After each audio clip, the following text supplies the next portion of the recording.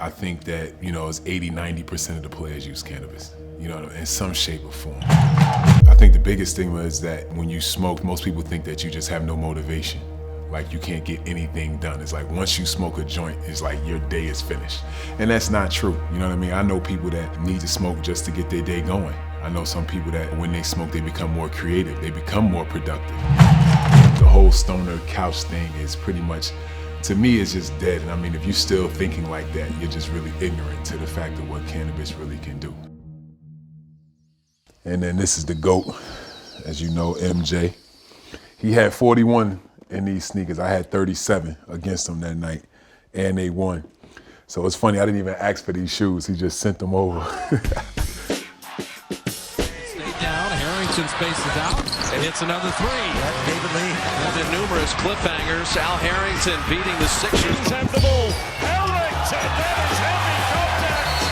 Harrington tests out the loading capacity of the backboard there. I played for the Indiana Pacers, the Atlanta Hawks, Golden State Warriors, New York Knicks, Denver Nuggets, and the Washington Wizards.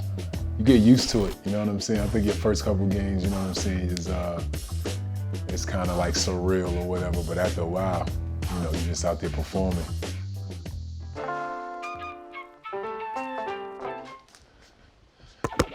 And what is it today, 100? My rookie year, I was told to bring some snacks to a room. And when I went in there, it was a couple players in there smoking, playing video games. They were just using, it was nothing to them. For me, it was everything. I'm just like, wow, couldn't believe it. Which player you want to put out there on the floor? Do you want to put a player out there that just had, that it was drinking all night, no way he can be, at an optimal level? Or a guy that took a cannabis regimen and now he got a great, nice rest. The CBD healed him from within. And now he go out there and compete. Which player you want to put out there? Most of the cannabis users on my teams were some of the best players. These were the guys that was playing night in and night out, consistent, and doing their jobs at a high level. As time went on, it allowed me to change my perception that you actually can use cannabis and be able to function at a high level.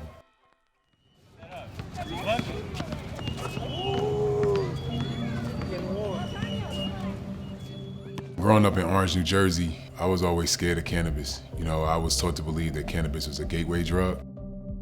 The stories was always like, look at that guy down the alley on crack. You know what I'm saying? He started off smoking marijuana. That's how he got his start. It was real growing up and, seeing people getting locked up behind, cannabis, related activities. All those drug arrests was all in the hood. You know what I'm saying? You locking kids up for nickel bags and changing their lives forever where they become felons and they can't even get jobs and stuff like that. The racism is real, especially when it comes to cannabis, because 85% of all drug arrests for black men are cannabis related. If that's not targeted, I don't know what is. Donnie Walsh, I guess, saw enough video footage of me and he was confident enough to draft me, and it was such a relief. The magnitude of it was amazing because I knew that, I was gonna change my family life forever. My grandmother's like the backbone of our family, you know what I'm saying? She's the reason why I grew up in church. Like, if you didn't go to church, you had to feel the wrath of grandma. And when she got there, she put up this big pill box in my kitchen and she was like, I have diabetes, I have high blood pressure, I got glaucoma. So I said, Grandma, I just read medical cannabis can help with your glaucoma. She said, boy, I'm not smoking no reefer. There's no way reefer can help me. So the next day I come home and she's sitting in the kitchen and she turned up, she's squinting her eyes and she was like, is that you, baby doll? She's like, my eyes hurt so bad today, I can barely see. So I said, well, listen, Grandma, why don't you just try the cannabis? And I was like, it'd be our secret, I won't tell nobody. We took it, we vaporized it took it in the garage, she started smoking it. So I took her downstairs, I went and took my nap.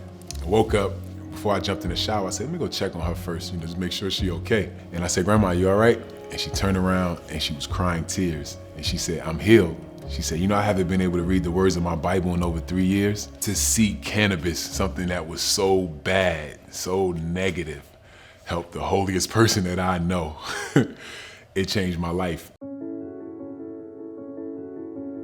I always refer to cannabis as a miracle plant because of all the amazing things that it can do. This is something that like God put on the plant for us to use. The plant is nothing but it has cannabinoids in it. We have an endocannabinoid system. Our bodies is made to deal with this plant. I found a passion that I felt just the way I felt about basketball, and it's just really amazing, and I'm lucky because there's a lot of guys that don't have that.